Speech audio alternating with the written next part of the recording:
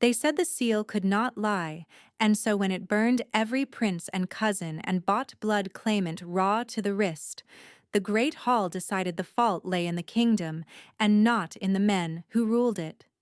They forgot the girl who carried the ash buckets past the dais each dawn. They forgot her on purpose.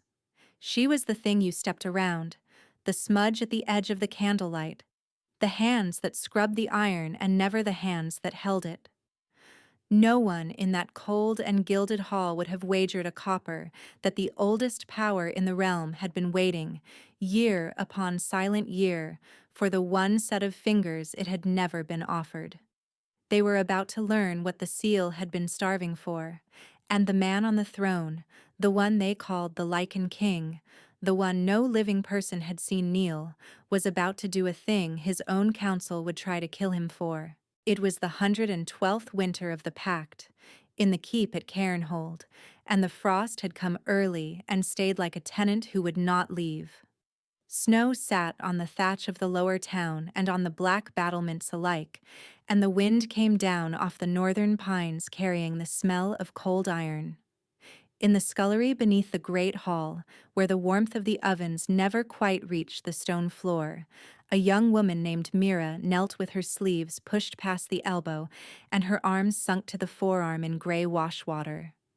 She was 24, lean from years of work and quiet from years of being unremarkable, and she had learned long ago that a girl who made no sound was a girl who was rarely struck. Her hands were raw, the water had gone the color of old pewter. She wrung the rag, set the pot to drain, and reached for the next, and that was the whole shape of her days, one pot and then the next, from the dark before dawn to the dark after supper. She had not always been no one. That was the part she kept folded small and hidden, the way you hide a coin in a hem. Her mother had been a healer in a border holding the old king's men had burned in a single night when Mira was 6, and the word they had nailed to the door was traitor, and the word had followed the child the way smoke follows a hand. She had been taken to Cairnhold as a ward, which was a kind word for a girl who slept on the kitchen floor, and over 18 winters the holding that birthed her had been struck from every register and ledger as though it had never stood. She did not speak of it. The speaking had been beaten out of her early. What remained was a stubborn straightness in how she carried the buckets, a refusal to spill, a way of looking at the people who mocked her that unsettled them more than weeping would have. Old Etta ran the kitchens, and Etta was the nearest thing Mira had to a mother now.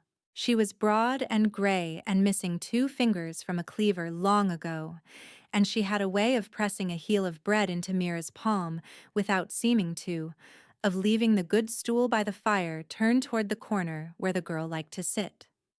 On the morning the heralds came down to announce the seal rite, it was Etta who told her to keep her head low and her hands moving. "The king has no heir," the old woman muttered, scrubbing nothing. "The queen 4 years in the ground and no child of her body living, and so they bring the seal out to test the blood of every man with a claim." She spat into the ash. "Vultures. Every lord in 3 valleys come to press his wrist to a dead thing and pray it loves him." Mira had heard of the seal the way one hears of weather in a far country. It was older than the keep, older than the pact. A disk of dark metal ringed in silver that the first kings had used to name their true-born, and the stories said it burned the false and warmed to the true, and that no forger had ever fooled it. For 112 winters it had named the line. Now the line had run thin, and the great lords had come to Cairnhold with their genealogies and their gold to see which of them the dead thing would crown. None of it had anything to do with a girl in a scullery.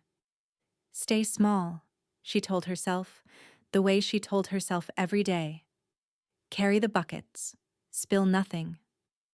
The hall above her filled with boots and furs and the low growl of men who believed the world was a thing owed to them, and she went up the back stair with the ash, because the grates in the great hall still had to be cleared whether kings were crowned or not, and no one would notice the maid on her knees at the cold end of the room. If you have ever been the one no one counted, you already know the shape of what came next, and I would ask you only to stay through the long middle of it, because the turn at the end is the kind a person waits a whole life to see. The great hall of Cairnhold was a cavern of grey stone hung with the banners of dead victories, and that morning it was packed wall to wall with the powerful. On the high dais sat the king. Mira had never let herself truly look at him in the 4 years she had served beneath his roof. She looked now, once, because the press of the crowd had stilled and the looking was safe.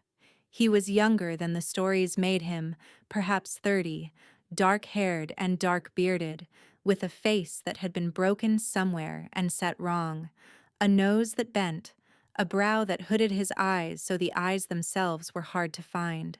He wore black and a circlet of plain iron, and he sat without moving, and the thing she felt in her chest before her mind could name it, was that the whole vast loud hall seemed to lean toward him the way a field of grass leans from wind. The air near the dais was heavy. Men lowered their voices without knowing they did it. The seal sat on a stand of black wood before the throne, and it was smaller than she had imagined, no wider than a soup bowl, a disk of metal so dark it drank the torchlight, its rim a band of pale silver worked with marks no living scholar could read. The chamberlain, a long pale man named Lord Vane, who ran the keep's affairs and, it was whispered, the king's as well, lifted his arms for silence. The blood of the line is thin, he declared, in a voice built for halls. The seal will know its own. Let those with a claim come forward and be named. And one by one the great men came. A duke from the eastern valleys pressed his wrist to the disk, and the silver flared white, and he screamed, and was pulled back with a brand rising red across his skin. A margrave's son, then a cousin twice removed, then a warlord who had bought a genealogy from a dead priest, and each one the seal scored and rejected, the silver biting, the smell of it sharp in the cold air. By the 6th man, the hall had gone from greedy to afraid. By the 9th, Lord Vane's pale composure had cracked at the edges. The seal loved no one, and the line was ending in this room, before all of them, and the king watched it end without a word. Mira had crept to the cold grate at the room's far end and knelt with her bucket, and she was reaching for the dead ash when the duke who had been branded stumbled back into the press of servants and knocked the stand. The seal fell. It rolled, a dark wheel turning across the flagstones, and it came to rest against her knee, against the bare skin where her sleeve had ridden up, and the world stopped. There was no scream. There was no flare of rejecting white.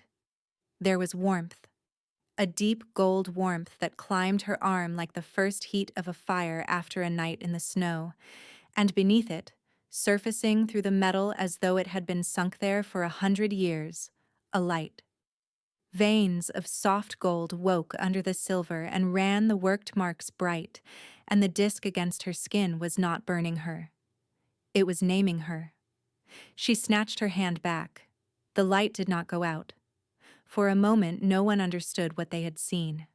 Then a kitchen boy pointed and made a sound, and the sound spread, and Lord Vane turned, and his pale face, when it found her on her knees with the glowing seal against her leg, went a color she would remember for the rest of her life. "Seize it," he said, and then, recovering, "The maid has fouled the right.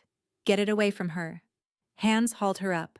The seal, lifted from her skin, dimmed but did not die, and that small refusal, that ember that would not gutter, was the thing that saved her life that morning, because the king had risen. He had not risen for the duke, or the margrave, or any of the proud men the seal had scarred. He rose now slowly, and the hall fell so silent she could hear the torches. He came down the dais steps. He crossed the whole length of that crowded room, through lords who scrambled out of his path, And he stopped in front of the maid two guards were holding by the arms, and he looked at her with those hooded eyes for a long moment, and then he looked at the dim ember of gold still alive in the seal, and something moved in his ruined face that no one in that hall had seen there in 4 years. "Take your hands off her," the king said. The guards let go so fast she nearly fell. Lord Vane began to speak.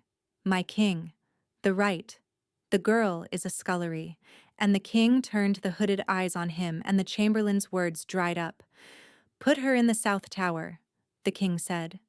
Guarded. Fed. Touched by no one.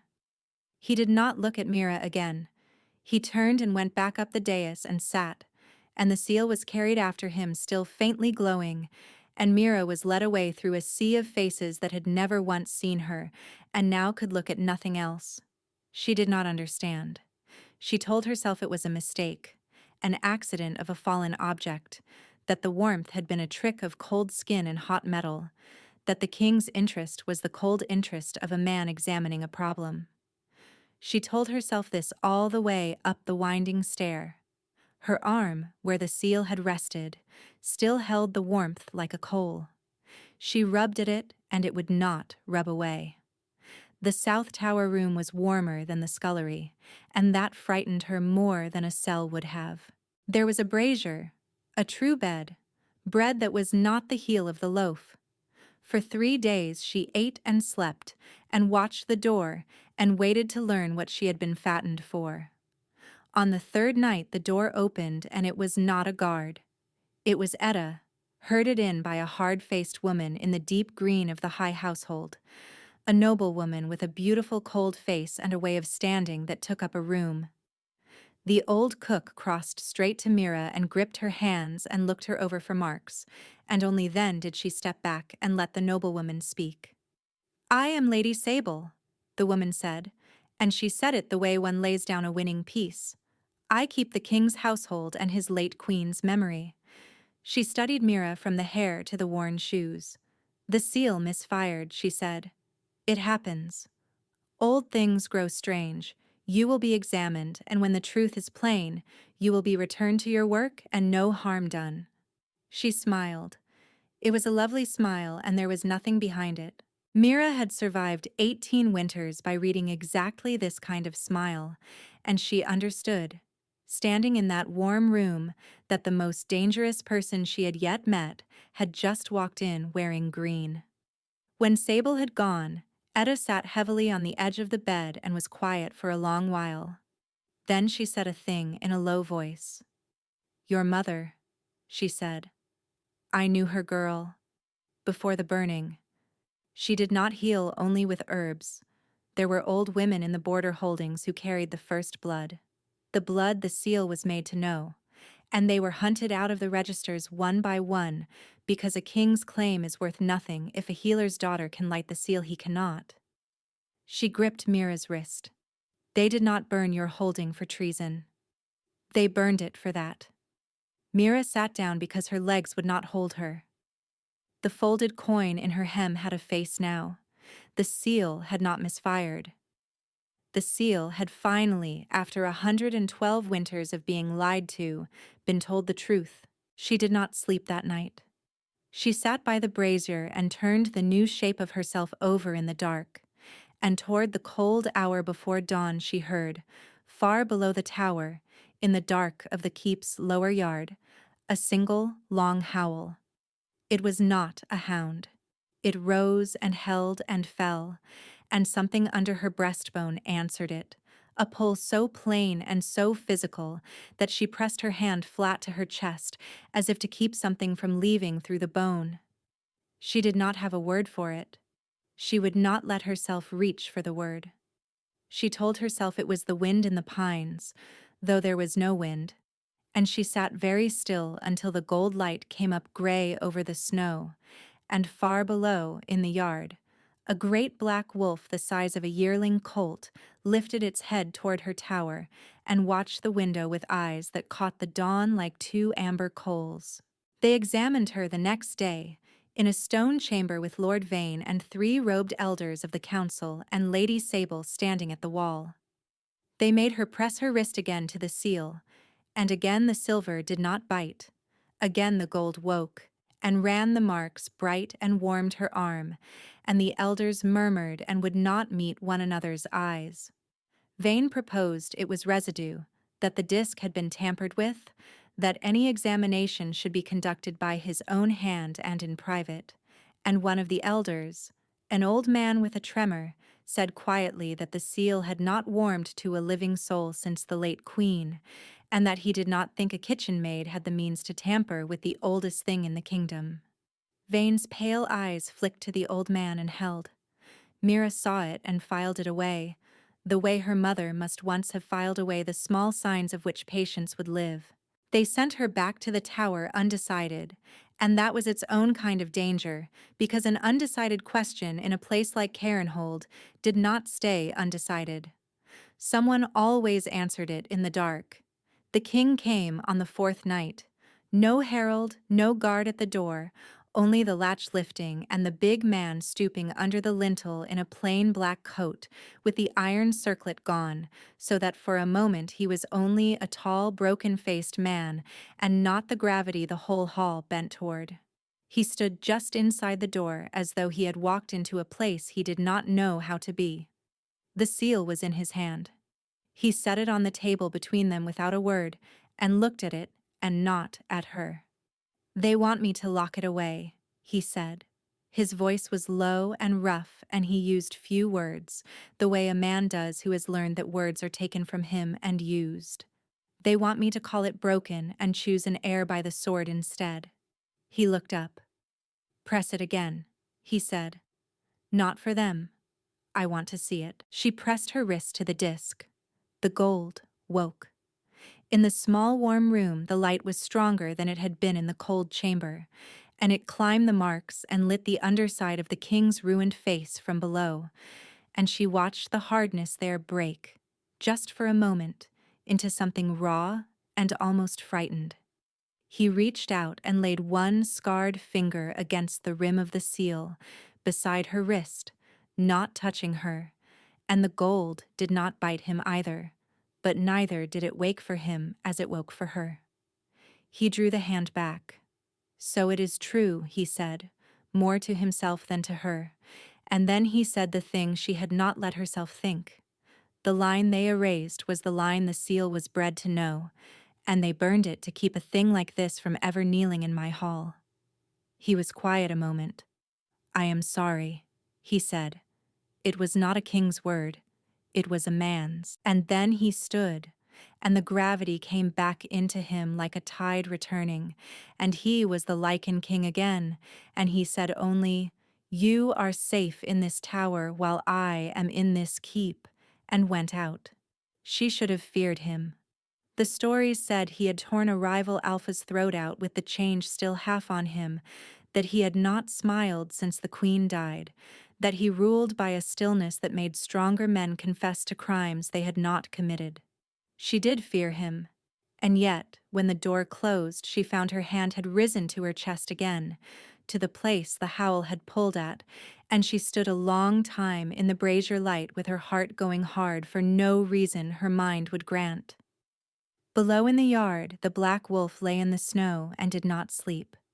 She had begun, without admitting it, to look for it from the window.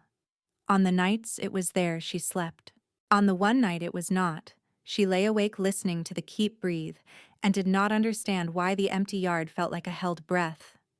What she did not know, what was being decided in rooms she would never be shown, was that her existence had become a blade laid across two ambitions. Lord Vane had spent 4 years making himself the hand behind the heirless throne, and an heirless throne was a throne a clever chamberlain could keep forever. A seal that named a true heir, even a scullery one, ended that. And Lady Sable had been the late queen's cousin and had her own quiet claim to the king's bed and the regency that would follow, and a maid the king crossed a crowded hall for was a stone in that road. The two of them did not love each other, yet they wanted the same girl gone, and in Carenhold, That was enough to make allies of snakes. Mira learned the first edge of it 3 nights later, when she carried her own slot bucket to the tower door, because some habits do not leave, and heard through the slot 2 voices she knew. Lo, the green lady and the pale lord. And the word Silverthorn passed between them like a coin. Silverthorn. She knew it. Her mother's craft had named it for her in childhood. The pale, climbing thing with the gray leaf and the white flower. The poison that did to a wolf's blood what frost does to a green branch, that stilled the change and slowed the heart and, in enough measure, stopped it. Ground fine and brought to a near thing's lips, it would unmake him from the inside while every healer in the keep called it fever. The voices spoke of the king, of the long frost, the sacred night a fortnight hence when the king must walk the old rite alone in the yard under the dark of the year, and shift before the assembled lords to prove the blood of the line still ran strong in him. Of a cup he would take at the threshold, blessed by the chamberlain's own hand. Mira stood with the bucket against her hip, and her mother's voice rising in her like water finding a crack, and she understood that she could say nothing, prove nothing, and that the only person in the keep who would believe a maid against the chamberlain was the man they meant to kill. She told him. It was the hardest thing she had done since she was 6, and watched the door burn. She got word to Etta, and Etta got word up the line of servants who saw everything and were seen by no one. And on the night before the frost, the king came again to the tower, and she told him about the slot, and the voices, and the silverthorn, and the cup. He listened without moving. When she finished, he was silent so long she thought she had condemned herself. Then he said, "You could have stayed silent. They would have made you comfortable for it." He looked at her with the hooded eyes, and for once she could find them, and what was in them was not a king weighing a tool. "Why?" he said, and she gave him the plain 2 claws truth that was the only kind she had. "Because I know what Silverthorn does," she said, "and because no one should die from a cup handed to them by a smile." The king crossed the small room. He stopped close, closer than rank allowed, and she felt the heat come off him the way it comes off a hearthstone hours after the fire, and her breath caught and would not come even, and neither of them moved, and the seal on the table woke faintly all on its own, a low gold pulse like a slow heart, and she thought, with the part of her mind that had given up arguing, that she had never in her life wanted so badly to close a small distance and been so certain she must not. He did not close it. He stepped back, and the breaking of that nearness was a physical thing, a cord pulled and let go. "I cannot refuse the cup," he said. "To refuse the right is to forfeit the line in front of the lords, and that is what Vane wants as surely as poison," he thought. And the thinking was a wolf's, fast and total. A cup can be carried and not drunk. He looked at her. "You know the herb. You know its color, its smell, the look of it ground." He did not finish. He did not have to. He was asking the kitchen maid to stand at the threshold of the most sacred night of the kingdom and catch a poison the whole council had failed to see, and the asking was the greatest trust anyone had ever laid on her, and it was also, she understood, a noose, because if she were seen to interfere with the rite, she would not live to explain. The night of the long frost came down on Cairnhold black and windless and cold enough to crack stone. The lords assembled in the lower yard in a great ring under torches that burned straight up into the still air, and the snow had been swept to bare flagstone, and at the yard's center stood the king in a plain robe with his breath smoking. Lady Sable stood among the high household in green. Lord Vane stood at the threshold stone with the blessed cup in his 2 hands, pale and composed and certain, and the certainty was the thing Mira watched, because her mother had taught her that the poisoner's tell is not fear, it is calm. Mira had been brought to carry the ewer for the threshold washing, a servant's task no one questioned, and she stood 3 feet from the chamberlain with a clay jug in her hands, and her whole life narrowing to the cup. The elders began the old words. Vane lifted the cup toward the king. And Mira, reaching to pour the threshold water as the rite required, let the heavy clay ewer turn in her cold numbed hands and tip, and the water sheeted across the chamberlain's wrists and the cup, and in the same motion she stepped in close to steady it, and brought the rim to her own face, as if to check that it had not spilled, and she breathed. There. Under the wine and the blessing herb, faint as a memory, the gray-green bite of silverthorn. She had perhaps one breath to choose. She had no proof but her mother's nose and a slot in a door, and if she was wrong, she had assaulted the right for nothing. She was not wrong. "My king," she said, and her voice in that vast silent ring was small and did not shake. "Do not drink. There is silverthorn in the cup." The yard went utterly still. Vane recovered first. Of course he did. He had recovered from the seal. "The maid is mad," he said smoothly. "She has fouled a second rite. Take her." And Lady Sable's voice came cool from the green. "She has been unwell since the seal, my lords. She dreams poisoners." Hands reached for Mira, and the king, who had not moved, said one word into the ring: "Hold." He took the cup from Vane's wet hands. He looked at it. Then he did the thing no one expected, the thing that broke the night open. He held the cup out to the chamberlain. "Drink it," the king said. "Bless your king by drinking first, as the old rite allows." Vane's pale face did at last what Mira had waited 18 winters to see a powerful man's face do. It came apart. He would not take the cup. He stepped back from it, and the stepping back was a confession louder than any word, and a murmur went through the ring of lords like wind through wheat. Vane's composure broke all at once into something ugly and cornered. "You would take the word of a kitchen rat," he spat, "over the hand that has held this keep together for 4 years. She is nothing. She is erased blood." Her line was struck from every register in the realm, and the king said, quietly, into the silence after, "You struck it." The 2 clauses landed like a door closing. And it was an elder, the old man with the tremor who had spoken once before, who said in a thin, carrying voice that the registers of the border holdings had been burned by order of the chamberlain's office in the year of Mira's mother's death, that he had signed the writ of storage himself and never been shown what was stored, and that he had wondered for 18 winters what a healer's holding had done to earn the torch. The ring of lords turned, slow as a great animal, from the maid to the chamberlain, and Mira felt the social weight of the room reverse itself, felt 18 winters of being stepped around lift off her like a coat taken from her shoulders. Vane saw it too. He did the last desperate thing.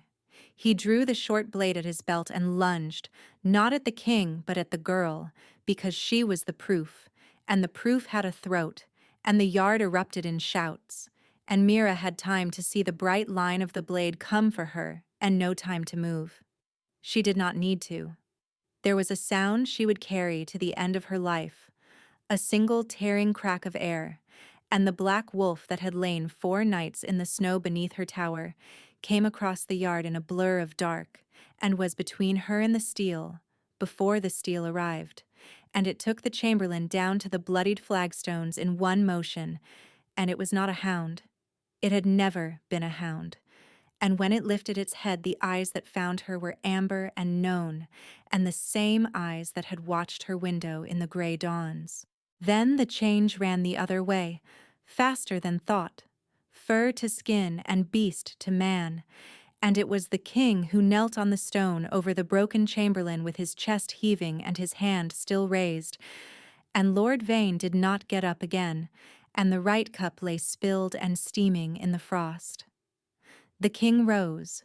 The whole ring of the kingdom's lords stood frozen, because they had just seen the Lichen King shift, not at the center of the sacred ring, as the rite demanded, but at its edge, across a yard, to put his own body between a kitchen maid and a knife, and there is no protocol in any register for that. He turned.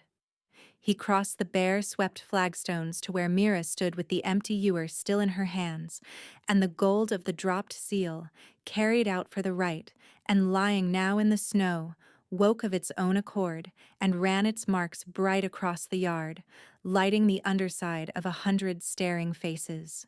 And the Lycan king, before the assembled power of 3 valleys, before the lords who had stepped around her for 18 winters, before Lady Sable in her green, went down onto one knee in the frost in front of the scullery maid. The yard made a sound and then no sound. He took her cold, raw hand in his scarred one, and he did not make a speech, because he was not a man of speeches. He said the thing he had carried since the seal first warmed against her knee, 4 words, low, and they were not duty and they were not the right. "I have been waiting," he said. That was all. That was everything. And then, because the hand on his shoulder was a kingdom and not only a heart, he lifted his voice so the whole ring could hold it, and he named her. The blood the seal knows, true born of the line they tried to burn out of the world, and one by one, the way frost spreads across a pane, the lords of 3 valleys went down onto their knees in the snow, the old man with the tremor first, then the elders, then the great houses, slow and stunned. Lady Sable stood alone in her green for one long moment with the kneeling kingdom around her, and then she too, because there was nothing else left standing to do, sank down. 18 winters Mira had carried the ash past the dais and been counted as nothing. She counted now the bowed backs in the torchlight and lost the count past 40 and stopped trying. She did not weep, and she did not gloat. She stood very straight, the way she had carried the buckets, and she felt her mother's name come back into the world through the king's mouth and settle over the burned holding like a roof rebuilt. The seal glowed gold in the snow between them. The black night held its breath, and the king, still on his knee, still holding her hand, looked up at her with the hooded eyes she could finally find, and the gravity that had bent the whole hall toward him for 4 cold years had turned, at last, entirely toward a girl who had never asked it to. The reckoning that followed was swift and was witnessed, as such things must be to mean anything. Lord Vane was dead on the flagstones, and the king ordered no further indignity done to the body, because justice that becomes cruelty stops being justice. But the writ of storage the trembling elder had signed was opened at last, and inside it lay the truth of a dozen burned holdings and the names of every register the chamberlain had struck to keep the line thin and the throne in his fist. Lady Sable's part was harder to prove, and the king did not pretend otherwise. But the slot in the tower door had carried 2 voices, and Mira spoke plainly of both, and Sable was stripped of the household and the late queen's memory she had traded on, and sent under guard to a holding in the far valleys to live out her years as small as she had once made others. It was not a torn throat. It was worse, for a woman like that. It was being made ordinary. The keep changed slowly, and then all at once, Etta was lifted from the scullery to the high household, and the first thing the old woman did with her new station was throw out the slop bucket Mira had carried for 18 winters and set in its place, by the warm fire in the rooms that were now the girl's own, the good stool that had once been turned toward a cold corner. The black wolf, who was the king and was also somehow always near, took to lying across the threshold of those rooms, and the keep that had stepped around her now stepped around him to reach her, and bowed when they did it. Spring came late, as it always did at Cairnhold, the frost giving up the lower town first and the battlements last, the pines dropping their loads of snow with soft, heavy sounds in the long thaw. On a gray gold morning in that first spring, Mira stood in the open door of the south tower, which was hers now, and no longer a question anyone would answer in the dark, and looked out over the swept yard where the seal had named her and the king had knelt. The disk itself sat now on its black stand in the great hall, dark and quiet, its work done, warm only to the one hand it had starved 112 winters to find. Below in the yard, the black wolf lay in a patch of thin sun with its great head on its paws, and at the sound of the door it lifted the head and found her, the amber eyes catching the morning, and it rose and crossed the bare stones and came up the winding stair, and a moment later it was a man's scarred hand that closed over hers on the cold sill, and the old cook's voice that called from the warm rooms behind that the bread was ready, and outside, beyond the battlements, the long frost finally, fully, let go.